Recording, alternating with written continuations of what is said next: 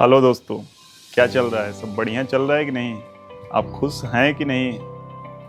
इस समय तो अब सीजीएल का एग्ज़ाम शायद 30 ही दिन लगभग बाकी है और बहुत लोग एकदम डिमोटिवेट होंगे। बहुत लोगों का जीएस कंप्लीट नहीं हुआ होगा, बहुत लोग सही से पढ़ नहीं रहे होंगे, बहुत लोग इस समय डिप्रेशन में चल रहे होंगे कि अरे पूरा कवर ही नहीं कर पाया, टाइम अब 1 ही महीना बाकी है।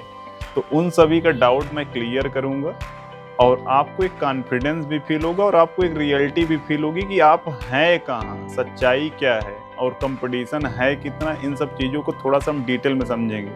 देखिए, होता क्या है कि एग्जाम में कुल फॉर्म कितने लोग अप्लाई किए हैं, तो लगभग मान लीजिए 30-35 लाख लोग अप्लाई किए होंगे। अब आप 30-35 लाख का नंबर देख कर अगर आपको लग रहा है कि नहीं मेरा नहीं होगा, तो सबसे पहले यही सबसे बड़ी मूर्खता है कि 30-35 लाख का नंबर देख ही क्यों रहे हैं। क्योंकि 20 लाख 18 लाख लोग एग्जाम देंगे तो वो तो 10 लाख एकदम फालतू, मतलब 10 लाख तो एकदम फालतू के लोग हैं, कोई मतलब नहीं है। वो सिर्फ फॉर्म भरेंगे, हर साल भरेंगे, हर साल पेपर जब आएगा छोड़ देंगे, लगेगा नहीं होगा, पहले एग्जाम के पहले हार जाएंगे। अब 20 लाख 18 लाख लोग मान लीजिए एग्जाम देंगे, वैकेंसी थोड़ी ज़्यादा है तब, तो अगले बार भी शायद इतने लोग दिए तो इस बार मान लीजिए उतने लोग दिए। अब सोचिए कि जब कट ऑफ 140 रॉ मार्क्स जा रहा है, 145 जा रहा है और तब लोग 1.5 लाख लोग क्वालिफाई हो रहे हैं। अब सोचिए कि जो 1.5 लाख के बाद लोग हैं वो 100, 120, 110 पे हैं, वो तो कंपटीशन से एकदम बाहर है।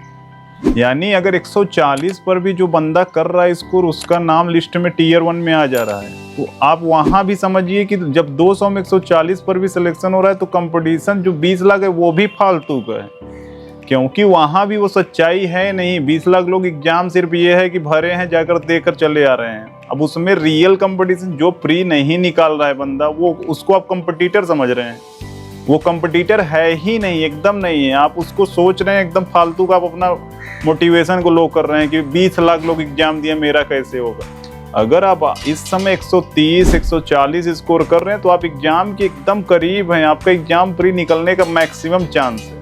करना क्या है, अगर आपका जीएस का जो स्कोर है वो अगर कम है और अन्य 3 में सही कर रहे हैं, तब तो आपकी प्रोबेबिलिटी मैक्सिमम है कि आप कर ले जाएंगे। लेकिन बहुत लोग कर क्या रहे हैं कि वो जीएस पर ज़्यादा फोकस कर रहे हैं और जीएस पर फोकस कर रहे हैं, लेकिन 3 सब्जेक्ट में ऑलरेडी लैग कर रहे हैं कहीं ना कहीं। 3 सब्जेक्ट में हो सकता है 120 ही स्कोर कर रहे हो और आप जीएस के लिए परेशान है। तो समस्या सबसे बड़ी यही है, मैक्सिमम लोग जीएस के लिए परेशान है।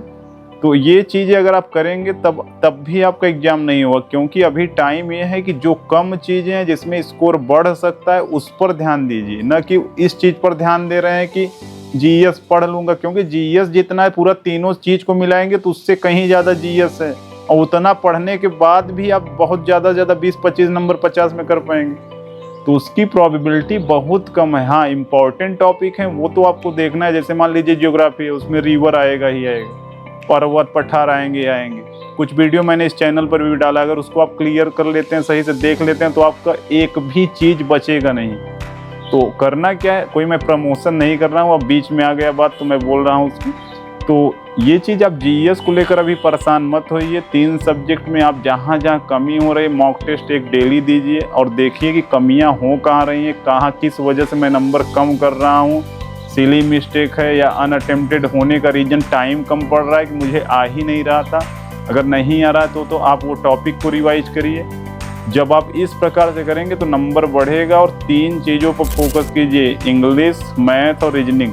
जीएस को आप लास्ट में रखिए, अगर टाइम बच रहा है तो जीएस करिए। इंपॉर्टेंट टॉपिक तो करना है।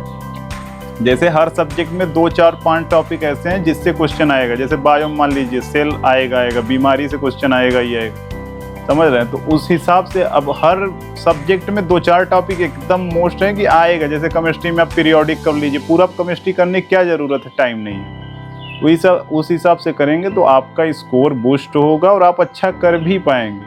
लेकिन अगर आपका 3 में 140 नहीं आ रहा है तो आप जीएस पे ज़्यादा टाइम मत दीजिए, उसी पर दीजिए तीनों सब्जेक्ट में। तभी आप अच्छे से कर पाएंगे और तभी आप अच्छा एग्जाम में भी कर पाएंगे और प्री क्लियर हो पाएगा। देखिए, अगली बार जो 1 रैंक जिस बंदे का आया था उसने 156 स्कोर पाया था पूरा। 100 मतलब वो समझिए कि 1-2 नंबर से वो सिर्फ ज़्यादा था कट ऑफ से, और वो ऑल इंडिया 1 रैंक लाया। तो आप वहाँ से समझ सकते हैं कि प्री सिर्फ एकदम क्वालिफाइंग है, आपको फड़फड़ाना नहीं है कि नहीं मैं 190 स्कोर ला कर दिखाऊँ, उससे कुछ भी नहीं होगा। पूरा बेस सिलेक्शन पे है और मेंस पर है। तो वो चीज़ें डिपेंड करेंगी कि आप मेंस में कैसा करते हैं, और मेंस के लिए अभी समय आपके पास है और उसके लिए आप जीएस पढ़ भी पाएंगे और अच्छा कर भी पाएंगे। तो आपको अभी बहुत ज़्यादा नहीं फड़फड़ाने की ज़रूरत है, रियल कंपटीशन को समझिए। अगर आपका रैंक मान लीजिए 80,000 आ रहा है, 90,000 आ रहा है, 1 लाख भी आ रहा है, तब भी नहीं परेशान होना कि नहीं मेरा नहीं हो, क्योंकि जो बंदा टेस्ट दे रहा है वही रियल व्यक्ति है, वही रियल एग्जाम में बैठना चाह रहा है। जो टेस्ट नहीं दे रहा, एक टेस्ट नहीं दे रहा, जो लाइव नहीं दे रहा है, वो क्या आपको लग रहा है कि वो कंपटीशन में, वो तो एकदम दूर ही है। हाँ, कुछ रिपीटर होंगे जो टेस्ट नहीं दे रहे हैं, उनकी बात नहीं, वो उनको कॉन्फिडेंस होगा वो कर पाएंगे, लेकिन उनकी संख्या बहुत कम है। जो जनरल बच्चे हैं वो टेस्ट देंगे ही देंगे, और उनका जैसे मान लो कि 2 लाख लोगों ने लाइव टेस्ट दिया, और लाइव में अगर 2 लाख बच्चों ने टेस्ट दिया तो समझ लो कि वही 2 लाख बच्चे हैं, 2 लाख, 2.5 लाख, 3 लाख बच्चे हैं पूरा सीजीएल एग्जाम।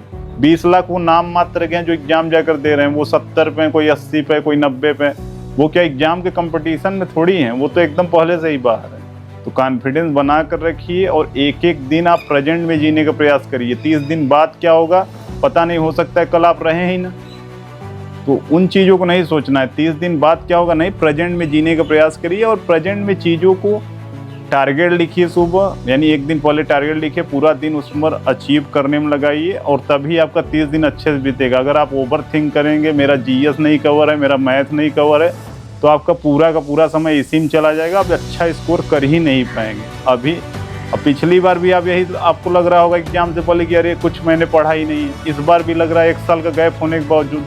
समझ रहे हैं, वो एग्जाम के टाइम सबको लगता है, चाहे 1 रैंक हो चाहे जिसका हो। तो आपको मोटिवेशन डाउन नहीं करना है, अच्छे से पढ़ते रहना है और टारगेट बनाइए, प्रेजेंट में जीजिए, क्योंकि एक दिन एक क्षण में देखिए क्या से क्या चीज़ें हो रही हैं। ऑलरेडी कुछ घटनाएं अभी भारत में जो हुई, आप वहाँ से थोड़ा बहुत समझ सकते हैं कि एक क्षण में बहुत सारी चीज़ बदल जा रही हैं। तो आपको परेशान होने की ज़रूरत नहीं है, समझ रहे हैं। तो अच्छे से आप पढ़िए, एक कंटिन्यूटी बनाए रखिए, कंटिन्यूटी न टूटे, क्योंकि एग्जाम के टाइम अगर कंटिन्यूटी टूटती है तो एक दिन के बजाय 2, 3, 4 और ऐसे ऐसे आपको एक बीसीएस साइकिल में चले जाएंगे और आप पढ़ ही नहीं पाएंगे। फिर आपको लगेगा कल पढ़ेंगे, कल पढ़ेंगे, कल कभी आने वाला नहीं है। तो अच्छे से पढ़ते रहिए, फिर मिलते हैं। पानी तो बरस रहा है, आपकी तरफ बरस रहे हैं, कमेंट करके ज़रूर बताइए।